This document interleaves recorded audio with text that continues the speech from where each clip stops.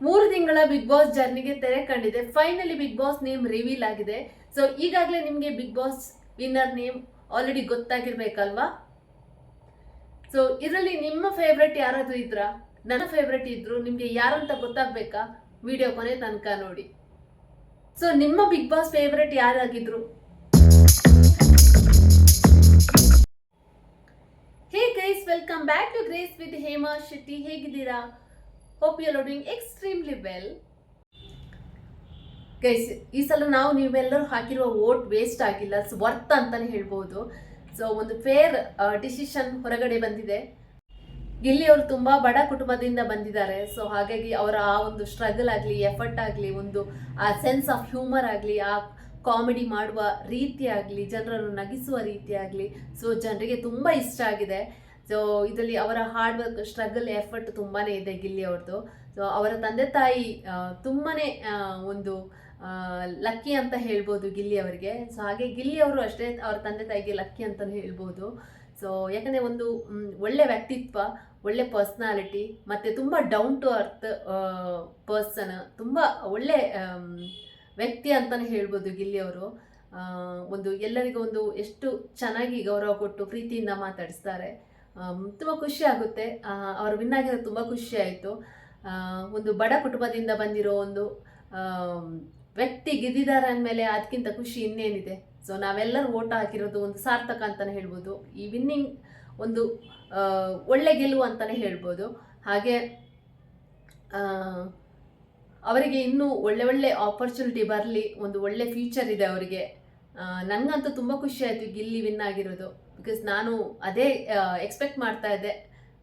ನಾನು ಹಾಗಾಗಿ ಅದೇ ಒಂದು ಆಶಯದೊಂದಿಗೆ ನಾನು ಅವರಿಗೆ ವೋಟ್ ಮಾಡಿದ್ದೆ. ತುಂಬ ಖುಷಿ ಆಗುತ್ತೆ. ಸೊ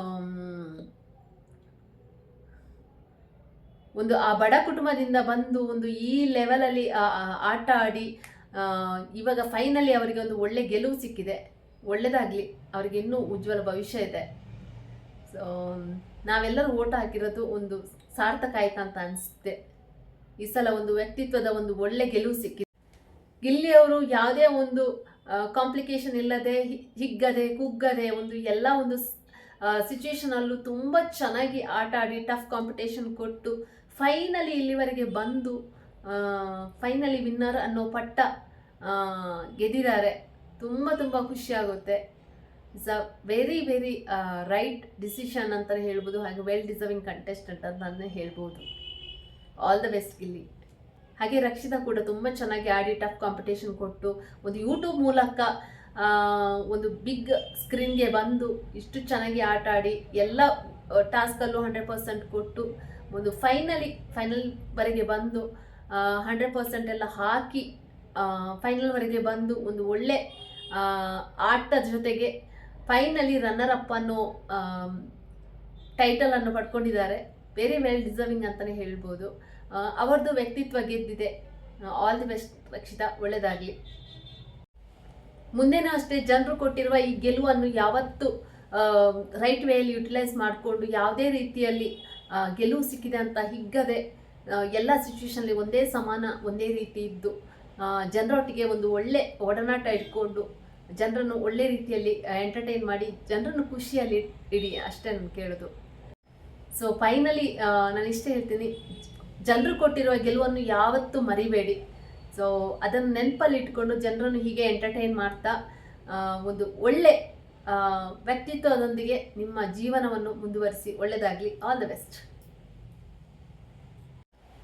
ಸೊ ನಾನು ಒಂದೇ ಹೇಳೋದೇನೆಂದರೆ, ಜನರು ನಿಮ್ಮ ವ್ಯಕ್ತಿತ್ವಕ್ಕೆ ಕೊಟ್ಟಿರುವ ಗೆಲುವನ್ನು ಯಾವುದೇ ಕಾರಣಕ್ಕೂ ಮರೆಯದೆ, ಸೊ ಇದೇ ಒಂದು ಒಳ್ಳೆ ವ್ಯಕ್ತಿತ್ವದ ಜೊತೆಗೆ ನಿಮ್ಮ ಜೀವನವನ್ನು ಮುಂದುವರಿಸಿ. ಒಳ್ಳೆಯದಾಗಲಿ.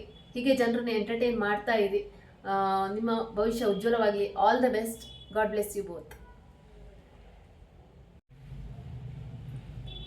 ಫೈನಲಿ ನಾನು ಹೇಳೋದೇನೆಂದರೆ, ಕರ್ನಾಟಕ ಜನತೆ ನಿಮ್ಮ ವ್ಯಕ್ತಿತ್ವದ ಆಟಕ್ಕೆ, ವ್ಯಕ್ತಿತ್ವಕ್ಕೆ ಕೊಟ್ಟಿರುವ ಈ ಗೆಲುವನ್ನು ಯಾವತ್ತೂ ಮರಿಬೇಡಿ. ಸೊ ಅದನ್ನು ನೆನಪಿಟ್ಟುಕೊಂಡು ಜನರನ್ನು ಹೀಗೆ ಎಂಟರ್ಟೈನ್ ಮಾಡ್ತಾ ಇರಿ. ಸೊ ನಿಮಗೆ ಒಳ್ಳೆ ಭವಿಷ್ಯ ಇದೆ. ನಿಮ್ಮ ಮುಂದಿನ ಭವಿಷ್ಯ ಉಜ್ವಲ ಆಗಲಿ, ಒಳ್ಳೆಯದಾಗಲಿ ಅಂತ ಹಾರೈಸ್ತೀನಿ. All the best to both of you.